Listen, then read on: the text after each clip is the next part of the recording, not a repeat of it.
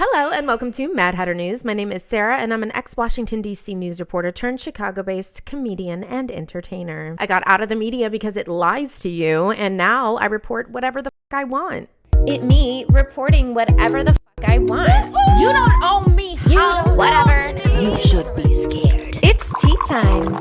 So Akiva Tor is the Israeli ambassador to Korea. He apparently did not like the fact that Korea was on the side of Palestine and against the genocide that is happening in Gaza. The Green Party in Korea released a statement saying, "From the river to the sea, Palestine will be free." So you know what Akiva Tor did? Israeli ambassador to Korea, Akiva Tor, sent the Green Party a statement basically saying cease and desist. And in this letter, it said that saying the phrase "from the river to the sea" is illegal and violates hate speech laws. The Korean Green Party responded by saying, "This is Korea. That is not our law. The United States is a separate country. Thank you."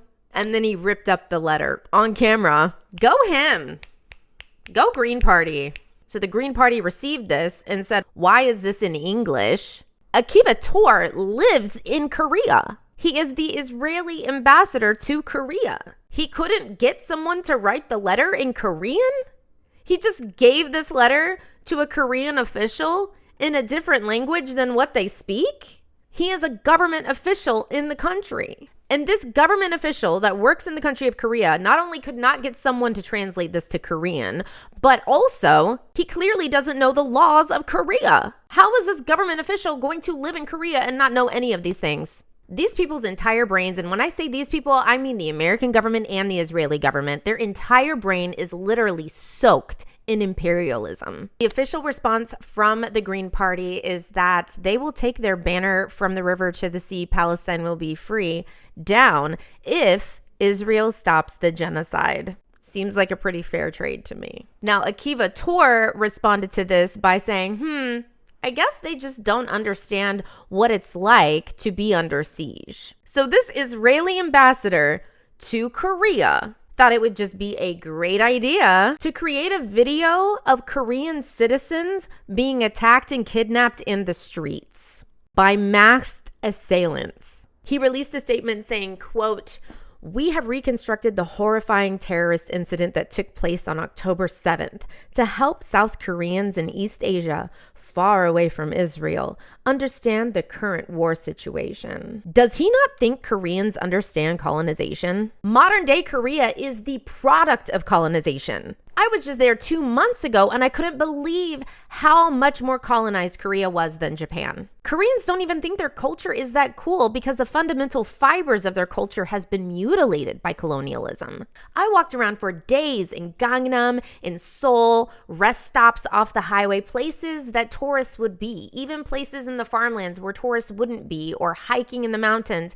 And even in these souvenir shops, the only things that I found representative of Korea that I could take back as a souvenir were keychains. But you know what I did find? I found a lot of stuff with Paris on it, a lot of stuff that said London, and a lot of super nice things with Japanese influence, but it wasn't Korean. It was Japanese. I found a lot of things with Marilyn Monroe's face, with Audrey Hepburn's face. The Koreans sympathize with Gaza because they know what it's like to be them. They know what it's like to be occupied and colonized. What is so crazy is that this video that the Israeli ambassador to Korea sent the Koreans says, "Imagine if this happened to you. What would you do?" They don't have to imagine it.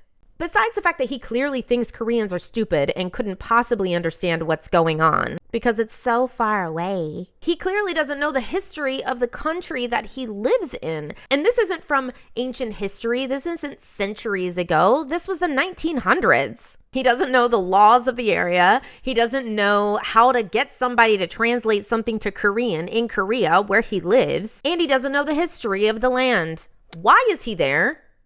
Why? Koreans don't have to imagine this fake scenario where their women and children are kidnapped and R-worded to death because it happened between 1910 and 1945 by the Japanese. And the Israeli ambassador to Korea doesn't know that? What an embarrassment. If you are this ignorant of the country that you are living in and you are a government representative, you should not be there.